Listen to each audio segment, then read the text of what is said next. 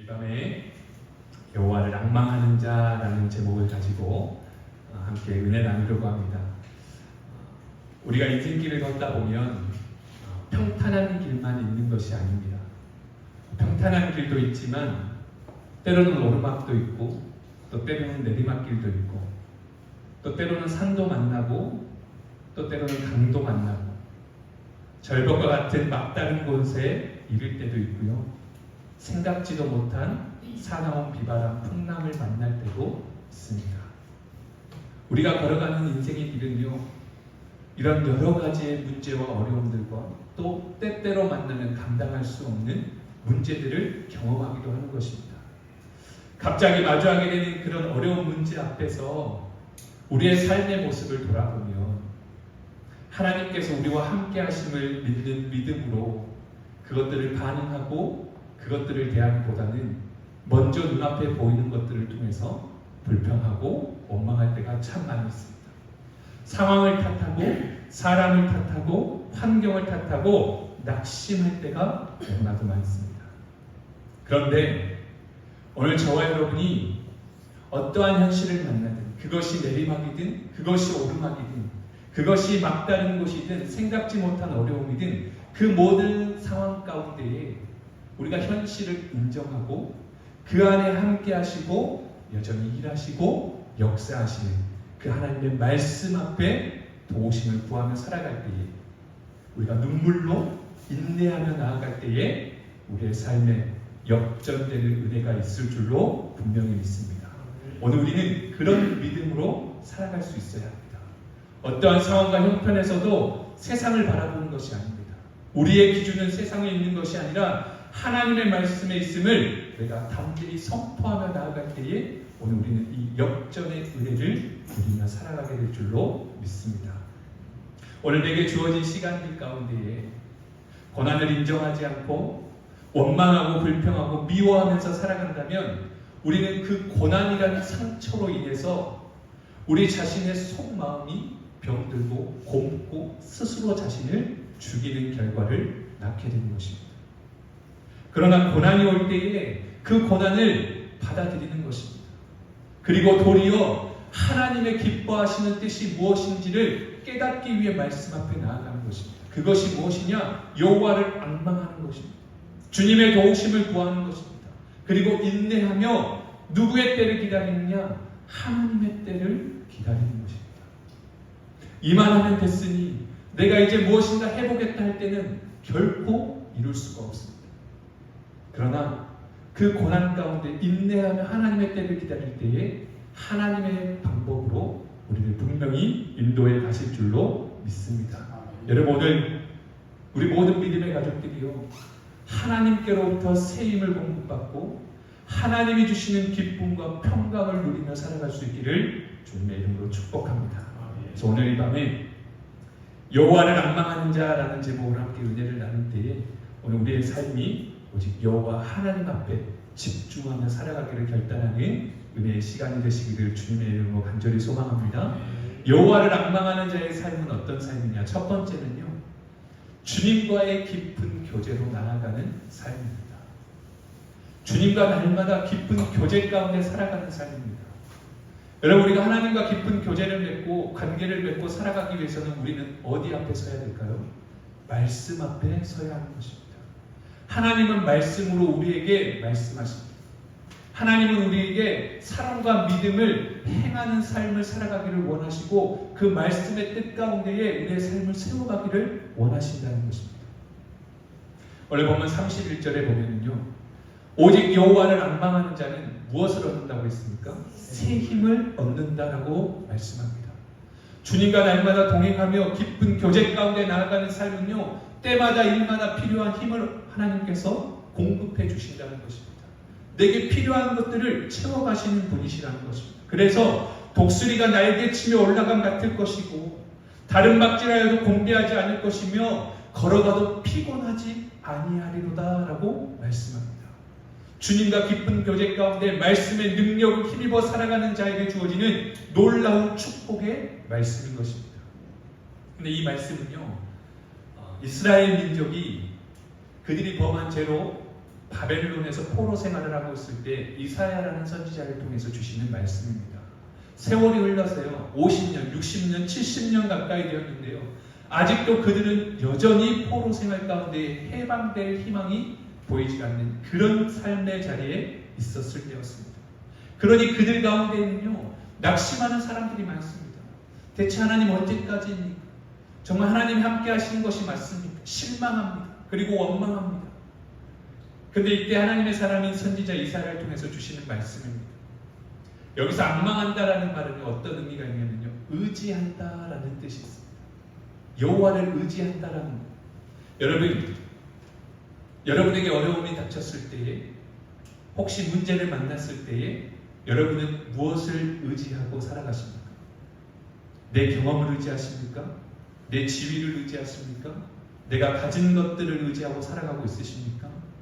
여러분 그럴 때에 나 자신을 의지하고 내 지혜와 경험과 지식을 의지하는 것이 아니라 내 힘과 내 재물과 내 환경과 사람을 의지하는 것이 아니라 누구를 의지하라? 하나님을 의지하라는 것입니다. 그것이 여호와를 앙망하는 자의 삶이라는 것입니다. 나의 어떤 삶의 형편과 자리에 있다 할지라도 나는 여호와 하나님만을 의지하며 살아가겠음을 믿음으로 고백하는 자, 오늘 그 삶을 살아가는 자가 여호와를 앙망하는 자의 삶이라는 것입니다. 히브리서 12장 2절의 말씀, 우리가 잘 아는 말씀이죠. 믿음의 주요 또 온전케 하시는 이니 예수를 바라보자. 여러분 이 말씀이 저와 여러분에게 능력의 말씀, 위로의 말씀이 될 수 있기를 주님의 이름으로 축복합니다. 믿음의 주가 되시고 우리를 온전케 하시는 예수 그리스도를 바라보며 나아가는 것입니다.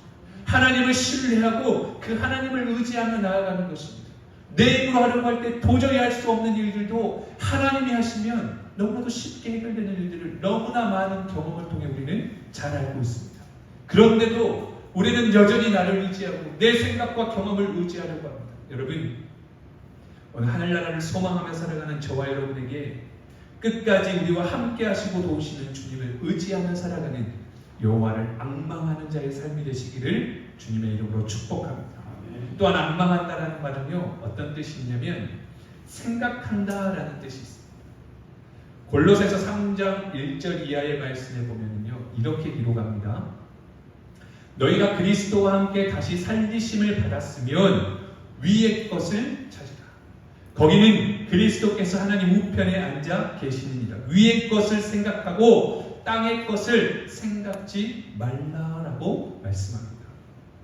여러분 우리가 주님을 바라보고 땅의 것을 생각하지 않고 하나님을 바라보며 위의 것을 찾고 위의 것을 생각하는 삶을 살아가야 한다는 것입니다. 그것이 여호와를 앙망하는 자의 삶이라는 것입니다. 여러분 우리의 삶 가운데에 우리의 모든 생각을 지배하고 있는 것이 무엇입니까? 세상의 기준들로 온통 생각에 가득 차서 살아가고 있지는 않으십니까? 여러분 오늘 그 생각의 기준이 이 밤에 변화될 수 있기를 주님의 이름으로 축복합니다. 땅의 것을 생각하며 근심하며 살아가는 인생이 아니라 위의 것을 찾고 위의 것을 생각하며 주의 십자가의 은혜와 영광 가운데 살아가기를 결단하는 삶, 그 여호와를 앙망하는 삶을 살아가는 저와 여러분이 될 수 있기를 주님의 이름으로 축복합니다. 또 여호와를 앙망한다는 것은요 이런 의미가 있습니다. 주님께 최고의 가치를 두고 주님 닮아가기를 소망한다. 그것이 여호와를 앙망한다라는 뜻이기도 합니다. 여러분 우리가 앙망의 대상으로 삼고 살아가고 있는 것이 무엇입니까?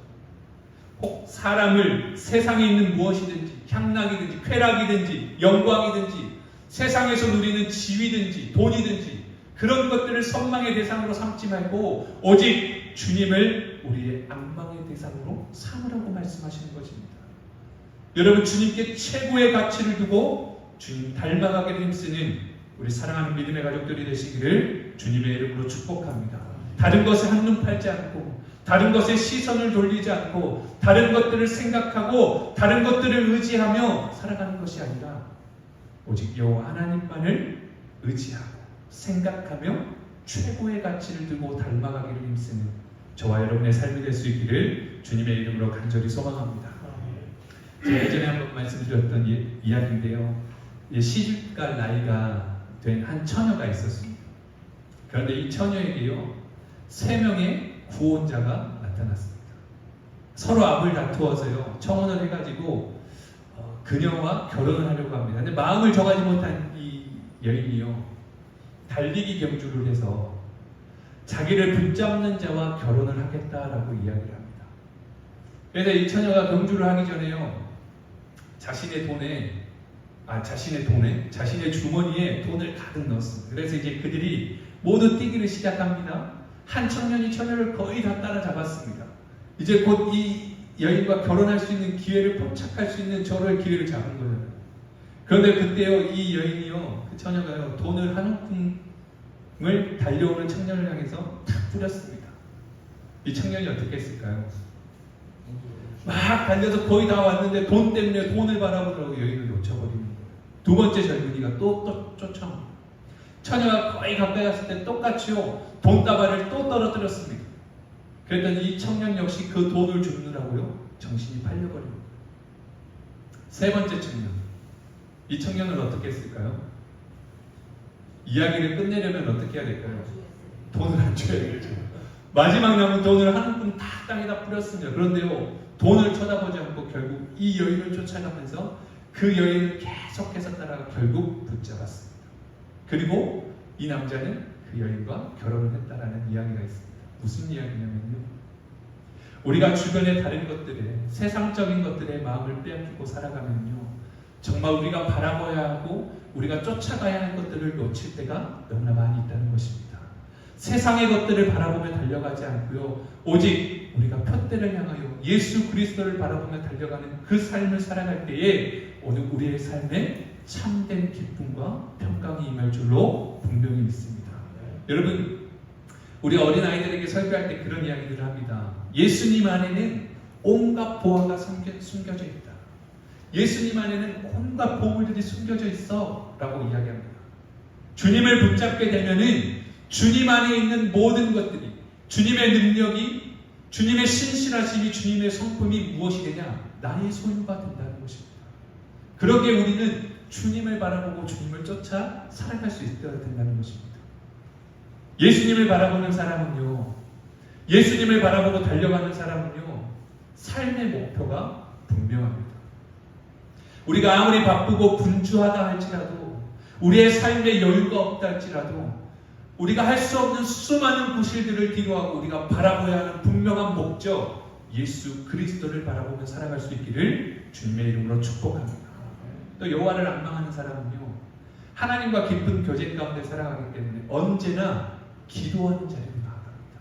왜요? 하나님의 뜻을 물어야 되기 때문에 하나님의 뜻을 알아야 되기 때문입니다. 내 뜻을 위해서 하나님에게 구하는 것이 아니라 하나님의 뜻을 위해서 하나님의 마음을 알아가야 하기 때문에 그렇습니다. 그러면서 그 기도하는 중에 어떻게 되냐 내 안에 있는 모든 죄악들을 하나님 앞에 쏟아놓게 됩니다. 자연스럽게 고백하게 되는 것입니다. 그러면서 어떤 기도가 되느냐 주님께 감사드리는 기도를 할 수 있는 것입니다. 여러분 우리의 기도를 한번 생각해 보십시오. 날마다 간구의 기도가 참 많습니다. 하나님 이것도 허락해 주시고 이것도 허락해 주시고 물론 그 기도도 필요합니다.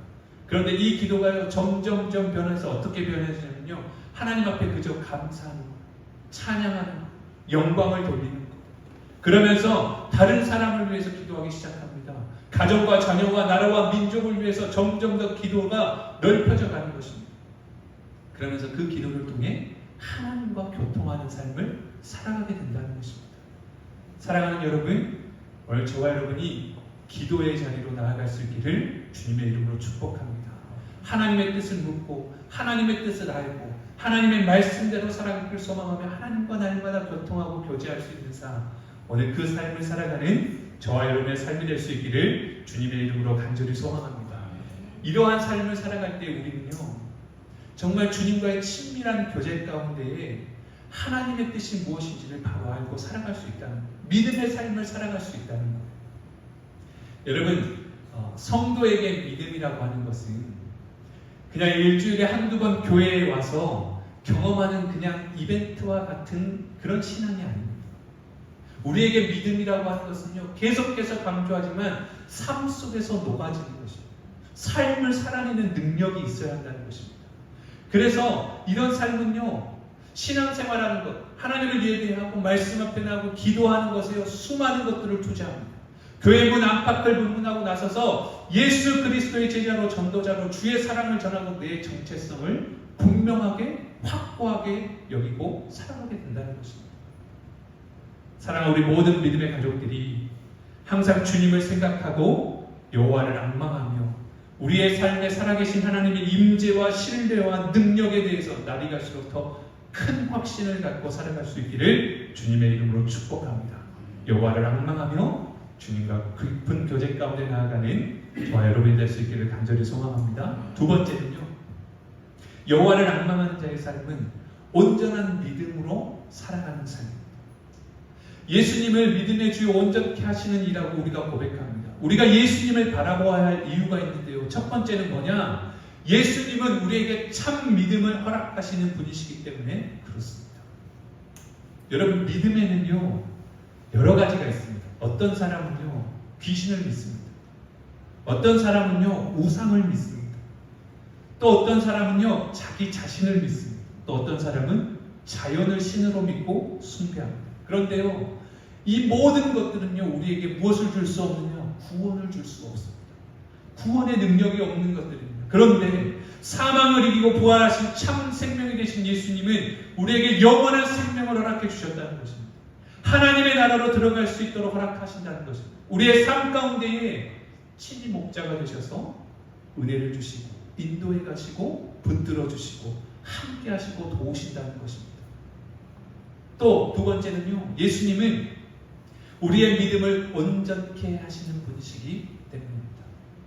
그리스도인이요 주님을 앙망하면서 늘 주님을 생각하고 그 하나님과 교제하며 살아가다 보면은요 어떻게 되냐면요 하나님의 모습을 본받고 주님을 닮아가게 되더라는 것입니다. 사람은 자기가 바라보고 동경하는 대로 삶을 살아가는 경우가 참 많이 있습니다. 우리가 바라보고 우리가 앙망하고 우리가 동경하는 대상이 무엇인가? 우리 흔히들 멘토라고 하는 사람들이 있잖아요. 그 사람들을 보면서 배워가잖아요. 그래서 그 사람처럼 되려고 노력하잖아요. 제가 전주에서 사역할 때 저희 목사님이 처음에 사역을 갔는데 말씀을 하시는 대로 제가 기억력이 참 좋으면 좋을 텐데 한번 들으면 탁 기억이 나면 좋은데 그게 안 되니까요. 항상 주머니에 수첩하고 볼펜을 가지고 다녔어요. 그래서요 설교하실 때마다 지나가면서 하시는 말씀들까지도 하나도 놓치지 않으려고요 항상 적었어요. 그래서요 한 달간의 대기 기간처럼 이렇게 한 달 동안은 설교도 안 시키고 그냥 이렇게 교회 분위기를 익히게 하시거든요. 군대를 갔다 오신 분들은 대기 기간 아실 거예요. 그런 시간이 필요해요. 흐름을 알아야 되고 분위기를 알아야 되니까. 그렇게 해서 다 적었어요. 그리고 나서 이제 한 달이 되고 대기 기간이 풀리고 말씀을 전하기 시작하는데요. 그 목사님의 스타일대로 그 목사님의 말씀하시는 내용대로 제가 어느 순간부터는 말씀을 전하고 닮아가고 있더라고요. 배워야 하고 알아야 되니까요. 그분에 대한 모든 것들을 기록하고 집중하다 보니까요. 어느새요 닮아가고 있더라고요. 실력도 닮았으면 참 좋았을 텐데 거기까지는 못 가고 모습은 닮아갔어요. 근데 우리가 살아가면서 주님을 신뢰하고 주님을 동경하고 그 하나님을 바라보며 살아가면은요 우리의 삶 가운데 자연스럽게 그 삶이 녹아든다는 거예요. 그 성품이 우리의 삶에 녹아든다는 거예요. 그런데 여전히 내 삶은 주님과 동떨어진 삶이고 나는 여전히 내 안의 혈기대로 살아가고 내 감정대로 행동하고 살아가고 있다면 우리는 더 열심히 주님 앞에 나아가요. 왜? 예수 그리스도는 우리의 믿음을 온전케 하시는 분이시기 때문에 그렇다는 거예요. 선하신 주님의 능력을 본받아서 죄악된 성품과 습관을 버리고 주님의 성품과 인격을 닮아갈 수 있는 삶. 그래서 날이 갈수록 성화되는 믿음의 삶을 살아가는 것이 오늘 저와 여러분의 삶이 되어야 한다는 거예요. 여러분, 주님의 가신 길은요 십자가의 길이었습니다. 그러나 그 십자가의 길은요 영광에 이르도록 하는 길이었습니다. 그런데 우리는요 고난에는 동참하고 싶지 않습니다. 그런데 그 영광의 자리에는 함께 참여하고 싶습니다. 여러분, 기쁨으로 주님의 십자가의 발자취를 기꺼이 따라갈 수 있는 저와 여러분이 될 수 있기를 주님의 이름으로 축복합니다. 십자가의 길은 고난이 있습니다. 그러나 그 고난 다음에는요 우리의 믿음이 더욱더 성숙해지고 그 고난 다음에는요 하나님 주시는 귀한 은혜와 영광이 있음을 기억하며 살아갈 수 있기를 주님의 이름으로 간절히 소망합니다. 두 개의 꽃병이 있었습니다. 두 개의 꽃병이 있는데요. 같은 원료로 만들었고 같은 스타일이고 같은 무늬입니다. 그런데 하나는요, 윤기가 흐르고요, 생동감이 있고요, 그래서 예술품이 되었습니다. 그런데 다른 하나는요, 흐릿한 빛을 내고요, 아주 볼품없는 모습을 하고 있습니다. 왜 그럴까요? 이유는 간단합니다. 하나는 불에 구워졌다는 것, 다른 하나는 불에 구워지지 않았다는 거예요.